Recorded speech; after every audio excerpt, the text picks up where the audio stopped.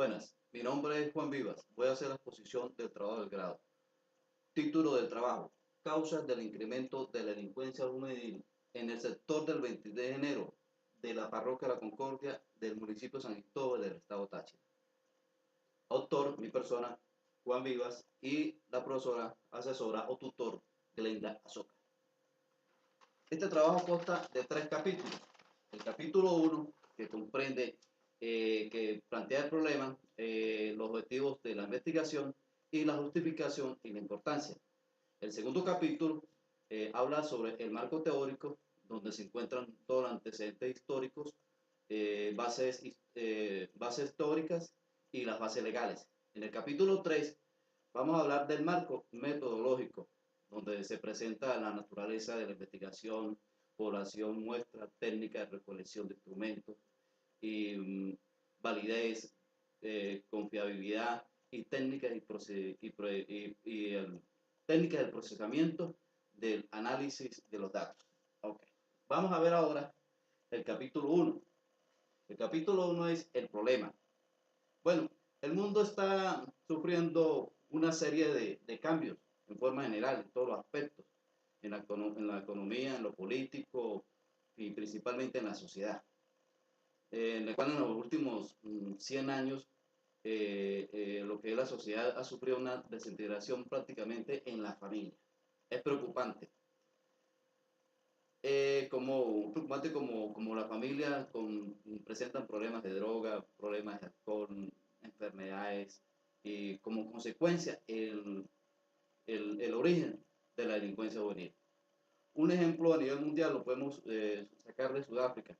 Según el señor Johan Burger, él dice que, o él opina que existe un incremento de la delincuencia de los actos de alto índice en robos, en homicidios, entre otros hechos delictivos, en la cual los realiza los menores de edad.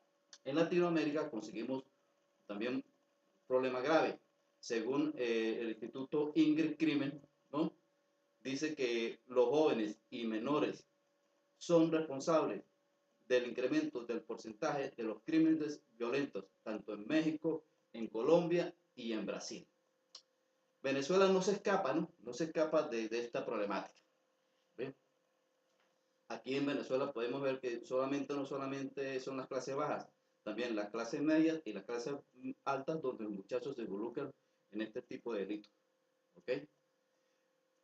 Según el criminólogo, el señor Marmoleón, desde su perspectiva como especialista en criminología, expone que cualquier hecho tiene su origen y por lo tanto su causa, y que todos los problemas, tanto económico, político, social, educación, todos, en forma general, han contribuido a la desintegración de la sociedad. Como todo tiene un principio, y en el caso de la delincuencia juvenil, la mayoría de los jóvenes con conductas criminales provienen de circunstancias de abandono de los padres, de la no inclusión, la falta de atención general de parte del Estado. Hay que recordar que el presidente Chávez creó un programa denominado Niños, Niñas de las Calles, ¿okay?, cuyo fin era proteger integralmente a los niños y a las niñas, y adolescentes, por supuesto. ¿Okay? O sea, para ese momento existía una inmensa preocupación para cambiar esta situación. Pero actualmente seguimos en la misma y hasta peor. Recuerden que estamos hablando del problema en sí. Okay. Una de las obligaciones del Estado, según la Constitución Nacional, en el artículo 75, es la de proteger a la familia en forma integral. ¿Ves? Si vemos el caso de hace 3 décadas, se ha observado un creciente aumento de la delincuencia en forma general, tanto adulto como juvenil. Pero específicamente en los últimos años se ve el crecimiento de la delincuencia del capítulo de delincuencia juvenil. Como causa puede ser el problema económico actual de Venezuela, que está contribuyendo que los jóvenes tomen caminos más fáciles para satisfacer sus necesidades, como es la alimentación, vestido, todo lo Y todo eso se debe muchas veces a la falta de inclusión social. ¿Ok? Según el Instituto Nacional de Estadística, para el año 2012, Venezuela, la población de Venezuela, el 20% lo representan los jóvenes. ¿Ok? En un estudio que se hizo en el estado Táchira, según la especialista Rina Masuera, ella dijo que en el 2016 Táchira finalizó en el cuarto lugar a nivel nacional del estado donde se comete mayor criminalidad. ¿Ok? Ella dice que según cifras del Observatorio Social del Táchira, el 85.7% de la población del Táchira vive en condición de pobreza y que el otro 22% vive en extrema pobreza. Si vamos a la parte que nos corresponde, que es el estudio en el sector en la parroquia de la Concordia, sector 23 de enero, en la Concordia, según cifras del Observatorio Venezolano de Violencia, en el junio 96 del año pasado, el 64.28% de la actividad delictiva de la ciudad en la capital, se concentró en esta parroquia de la Concordia, superando inclusive algunas cifras de años anteriores en otros municipios. Ahora, vamos a ver los objetivos de la investigación. El objetivo general es determinar las causas del incremento de la delincuencia juvenil en el sector del 23 de enero de la parroquia de la Concordia del municipio de San Cristóbal del estado de Táchira. ¿Okay? Para poder entender los diferentes factores que fomentan esta problemática y las posibles soluciones para erradicarla. Los objetivos específicos. Primero, investigar sobre las causas de la delincuencia en este sector del 23 de enero. Segundo, determinar los factores familiares, económicos, políticos, sociales que conllevan a la juventud a formar parte de ese problema social, para comprender las razones por las cuales por qué los jóvenes se integran al mundo de la delincuencia. Otro objetivo específico es elaborar las posibles soluciones dirigidas normalmente a ese sector de 23 de enero, como por ejemplo integrar, un ejemplo estoy dando, después del estudio se va a conseguir ese tipo de programa, integrar la comunidad a ese problema, a solucionar ese problema, a crear programas también de prevención. Okay. Justificación.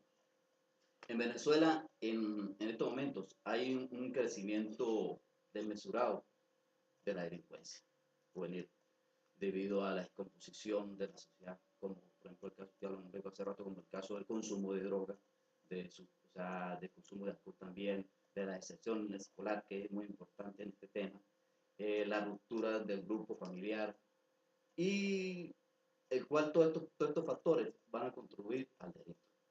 ¿Por qué es importante? Este trabajo va a ser importante porque va a recabar información ligada al problema de las causas de la delincuencia juvenil en el sector de 23 de enero. Por ejemplo, puede ser, de estas causas puede ser la disfunción familiar, drogas, entre otros. Y de acuerdo a los resultados, ¿no?, se podrá proponer ideas que contribuyan al mejoramiento del núcleo familiar, ¿ok? En su parte social, en parte interna en la familia. Este trabajo también va a aportar información a las diferentes instituciones del Estado en el ámbito jurídico para contrarrestar de esta forma este flagelo. Capítulo 2. Capítulo 2 es el marco teórico, antecedentes. El marco, los antecedentes vienen siendo así como una forma de recolectar información de forma sencilla sobre los conocimientos plasmados por diferentes autores en diferentes libros, en diferentes bibliografías. ¿Ok? Ok. Se puede considerar como antecedente también histórico todo material que aporte conocimiento, como por ejemplo libros especializados, en este caso sería delincuencia juvenil. Ahora, vamos a hablar de los antecedentes históricos, hablamos del señor Lambroso César. Es un señor que en 1902 habló sobre las teorías de la delincuencia, ¿ok? Que pueden existir determinadas personas que debido a sus rasgos hereditarios o genéticos hay un desarrollo direccional, ¿no? Hacia la criminalidad, o sea que se puede identificar ese tipo de personas en forma rasgos, rasgos hereditarios o rasgos genéticos y pueden conducir hacia la delincuencia. ¿Okay? Este desarrollo del direccional puede disminuir, aumentar mediante la acción tanto de circunstancias internas como de circunstancias externas. ¿Ok? Ahora vamos a hablar de Amaro. Amaro.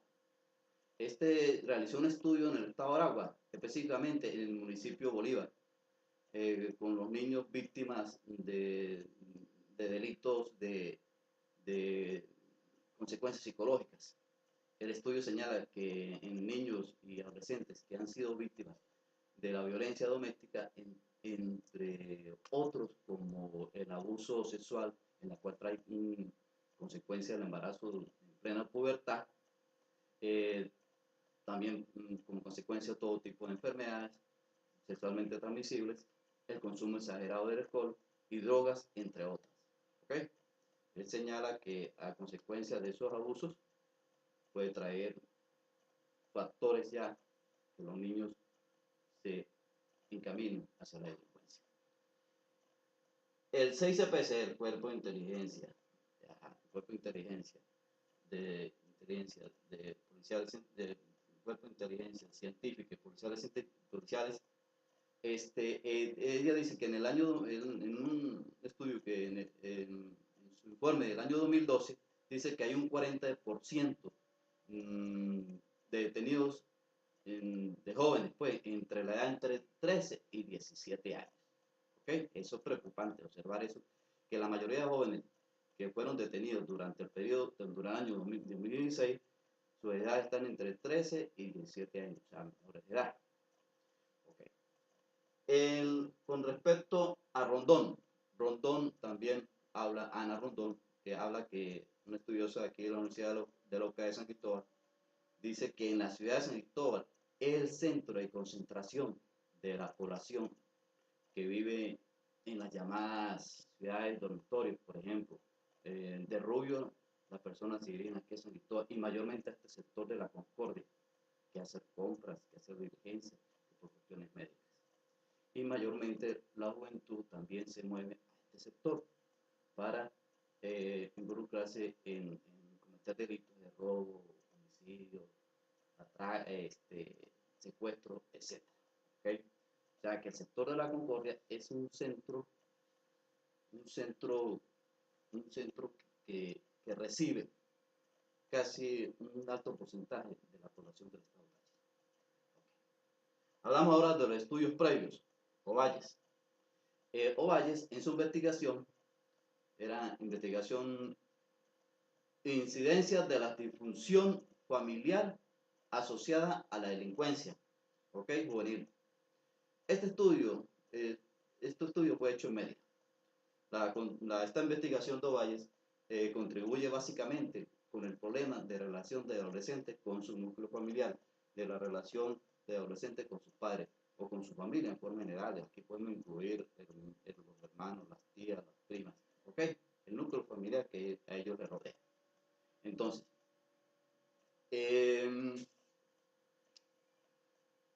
González de O, otro de los estudios previos, González de Ocio, hizo el estudio comprensivo de la delincuencia venezolana desde el punto de vista de la historia de una delincuente que se llama Luisa Fernández. ¿Ok?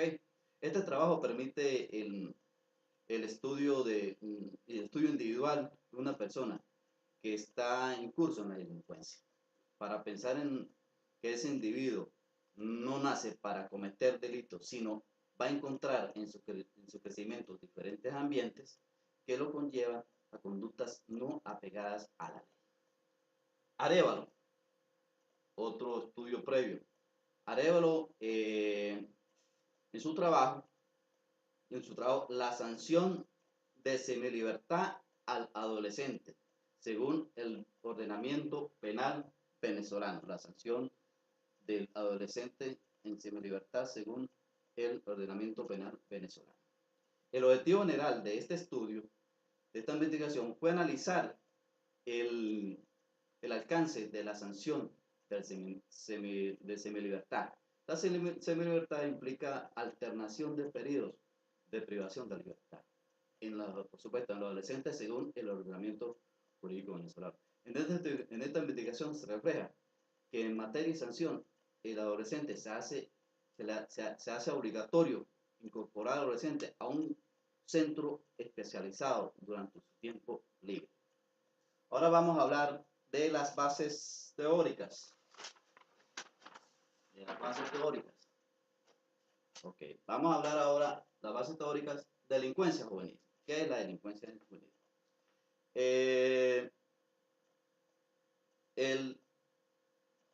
Hay un autor que se llama Flores, dice que él define la delincuencia juvenil desde el punto de vista criminológico y desde el punto de vista jurídico. Desde el punto de vista criminológico, hace referencia a personas o a sujetos que se encuentran en la fase evolutiva de estructuración de su personalidad, o sea, en pleno desarrollo. Y en el aspecto jurídico es donde es adecuado decir aquí que menores, él dice que lo jurídico es menor de edad penal o joven adulto delincuente. Él lo define así como menor de edad penal o joven adulto delincuente, según el concepto de Flores de delincuencia juvenil. Causas de la delincuencia juvenil. Una de las características de la familia venezolana actualmente es la ausencia del padre en el hogar. Se puede también observar hogares donde el padre es alcohólico. Otras características por ejemplo, que se vio en los años 60 y actualmente en el país es el hacinamiento. Antes fue en Caracas, los años 60, ahora actualmente en casi todo el país que existen dentro de los hogares el hacinamiento. Eso en los años 60, ese tipo de desplazamiento de la población, las llamaban cordones de pobreza, y ahí donde había hacinamiento por todos lados de esos barrios de Caracas. Ahora bien, con respecto a la Constitución Nacional, la Constitución Nacional dice que enuncia los derechos humanos, que la Constitución Nacional enuncia los derechos humanos considerando los derechos de la niña o niñas en el artículo 75. ¿Okay? El artículo 75 nos dice que el Estado protegerá a la familia como asociación natural de la sociedad. O sea, el Estado debe proteger a la familia en todos sus aspectos, lo que es lo referente a una vivienda digna, a lo que es facilidad y acceso a la educación, a parques de recreación, deportivos, etc.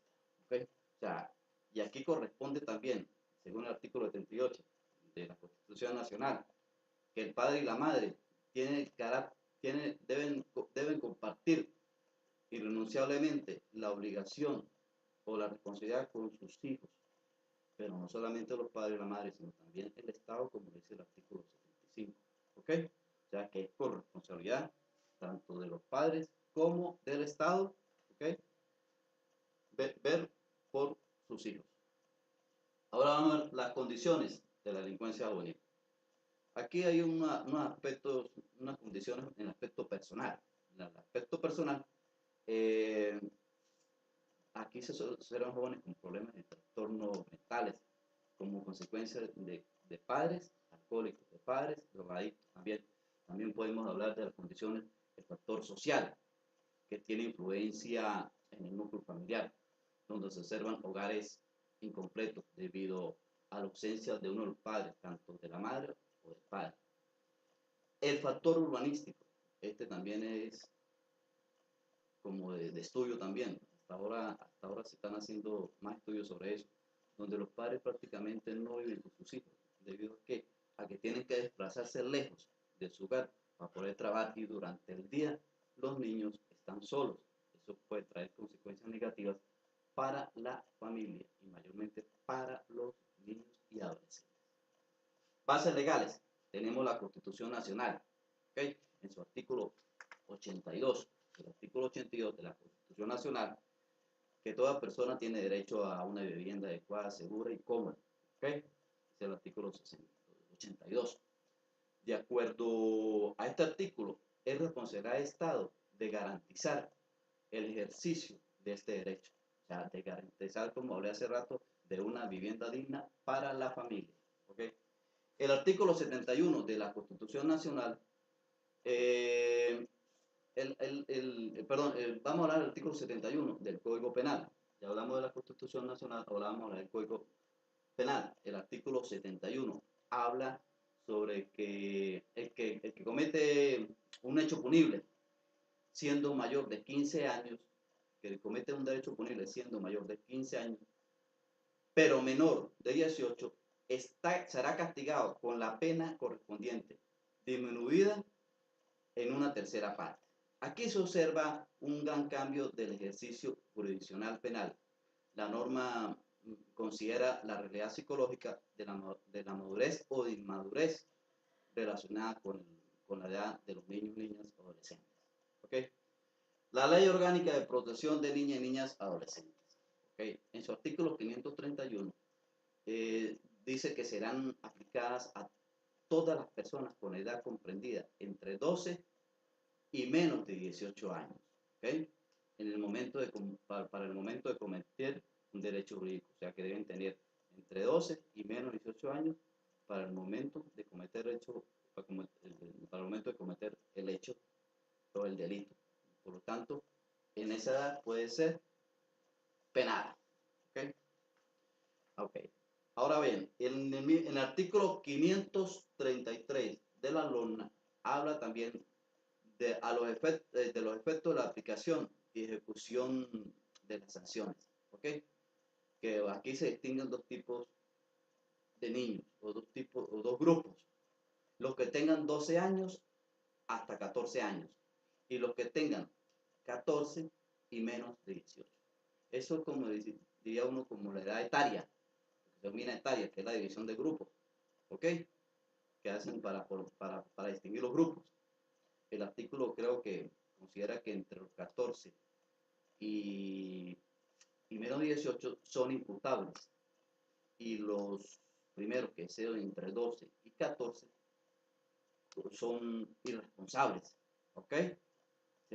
Cual se le deben aplicar medidas sanatorias como amonestación, la imposición de reglas de conducta, los servicios de comunidad, la libertad asistida, entre otros, ¿ok?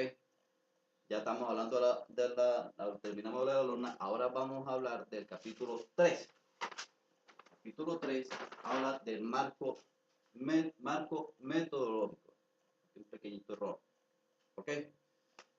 El marco metodológico. Según Balestrine, según el doctor Balestrine, el marco metodológico es la instancia, pues, referida a los diferentes tipos de métodos, diferentes reglas, registros, técnicas y protocolos, en los cuales una teoría y su método calculan la magnitud de algo real.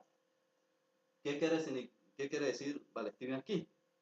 Que toda investigación se debe orientar por una metodología donde se reseñan diferentes tópicos como la población, recolección de datos, muestras, validación, confiabilidad y todo lo referido a procesamiento y análisis de datos. ¿Ok? Ahora, naturaleza de la investigación. Aquí, pues, el presente trabajo se basa en la investigación de tipo cualitativo, de diseño de nivel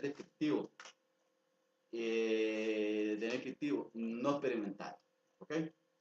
Aquí, el señor Rodríguez Peñuela, el señor Rodrigo Peñuela habla de lo que es el método cuantitativo, que se centra en los hechos o causas de un fenómeno social.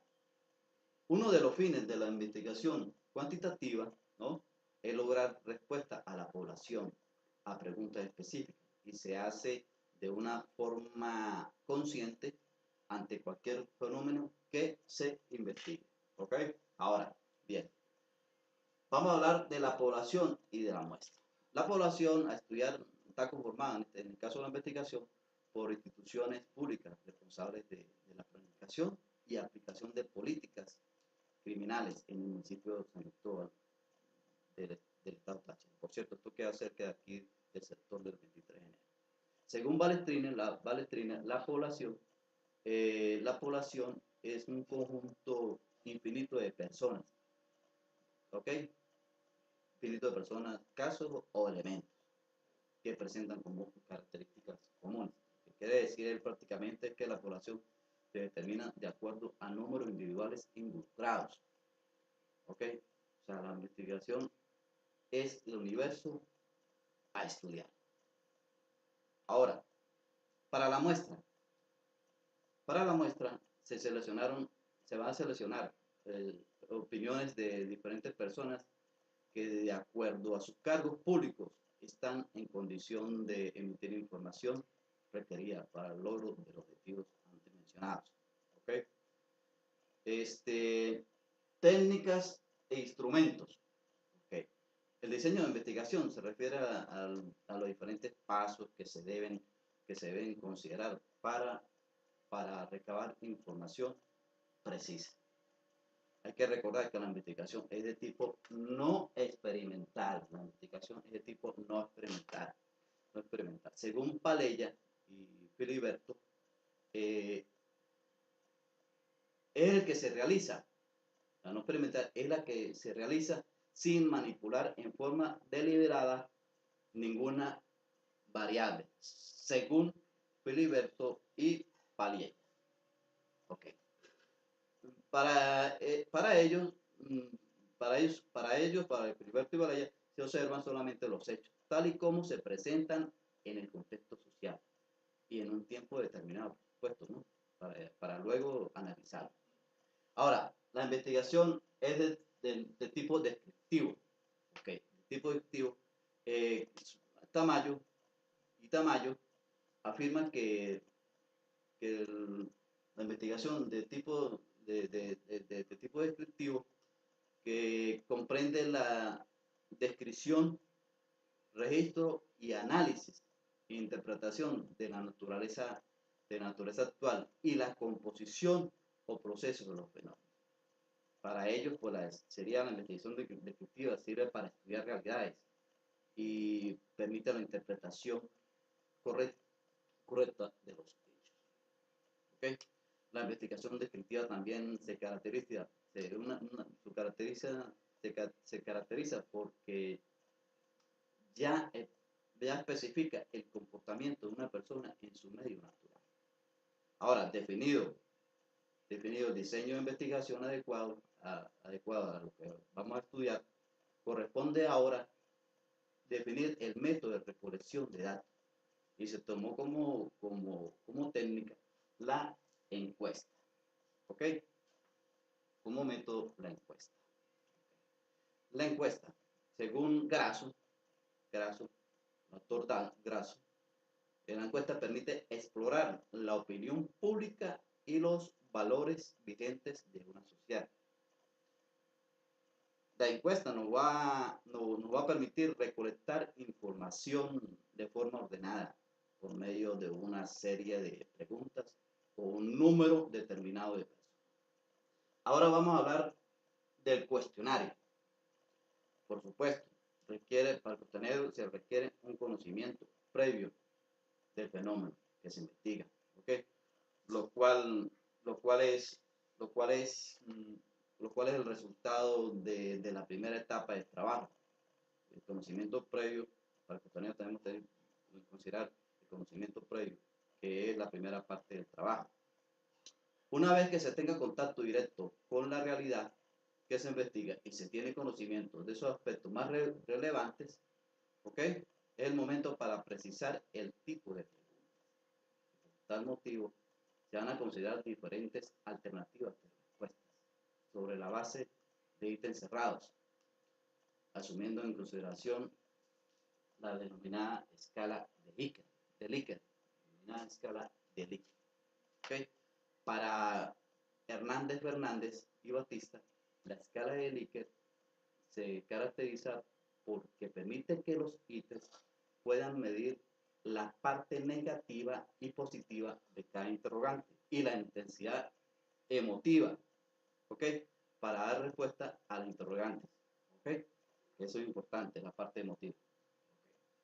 Conforme, conforme anterior, pues podemos decir que el cuestionario va a constatar de 15 preguntas con una escala de Likert de 5 alternativas de respuestas para cada uno.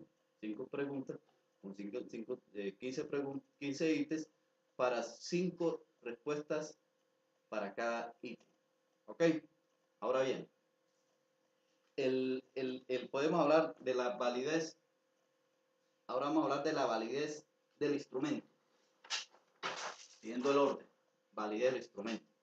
La validez es la forma más inmediata, pues, para certificar la veracidad de cualquier instrumento.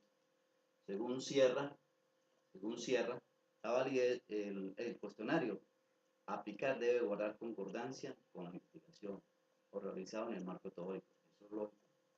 Ya como hablé anteriormente, el cuestionario tenemos que tener conocimiento de las primeras partes de este trabajo. ¿Ok? Para este trabajo se va a considerar la validez de tipo constructo o constructiva, la cual es aquella relación que tienen los ítems con el respectivo cuestionario que se va a aplicar con todos los conocimientos, teorías y los objetivos de la investigación para que exista congruencia en el trabajo. Con respecto a la confiabilidad, Hernández F. Batistas, hay diversidad de procedimientos para evaluar el instrumento de confiabilidad. Hernández Batista dicen que el elemento de la confiabilidad guarda relación con la verdad en el momento de aplicar un instrumento. Para medir la confiabilidad del instrumento se utilizará la fórmula estadística de alfa Cronbach. Este coeficiente requiere una sola aplicación, ¿ok? Del instrumento respectivo. Por lo tanto, para computar la confiabilidad se aplicará también una prueba piloto. La prueba piloto es la que va a corregir ciertos detalles del cuestionario. La prueba piloto se va a aplicar a 5 personas que están fuera de la población de estudio. ¿Ok? Técnicas de procesamiento de datos. El análisis de datos configura un proceso que involucra la clasificación, el pensamiento y la interpretación de la información que se va a obtener durante la recolección de datos con el fin de llegar a conclusiones específicas en relación al instrumento de estudio y para dar respuestas y también para dar respuestas a las preguntas de la respectiva investigación. El procedimiento de datos es la forma como debemos de organizar todos los componentes del trabajo, ¿okay? Que se investiga en forma detallada y en forma ordenada todo ese tipo de recolección de datos. Al respecto, los resultados que se obtendrán después de aplicado el instrumento de la muestra, que fue objeto de estudio, se procesan a través de estadísticas descriptivas. Las estadísticas descriptivas, ¿ok? Es la forma de resumir cualquier conjunto. ¿Okay? Eso lo podemos, lo puede, para el doctor Fernández y Batista, ellos dicen que la investigación descriptiva busca especificar propiedades, características y rasgos importantes de cualquier fenómeno que se analice, la cual describe tendencias de un grupo o de una población. Por medio de esta estadística descriptiva, podemos recoger y organizar una serie de datos que después lo vaciamos en gráficos y tablas y resúmenes, que es el título 4. Muchas gracias.